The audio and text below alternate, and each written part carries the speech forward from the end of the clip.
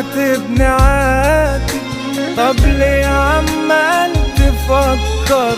ما هو ده الوقت المناسب قبل الأحزان ما تكبر. يا حبيبي سايبني ليه عايش في الحيرة دي؟ وإن كانت غلطة مني يبقى حقك عليا.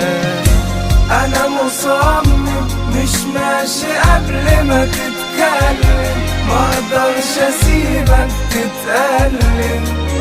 ساكت يا حبيبي ليه؟ أنا ضايقتك؟ طب قلت حاجة ما تتقالش، مش ماشي ولا سايبك تمشي قبل ما أفهم فيك.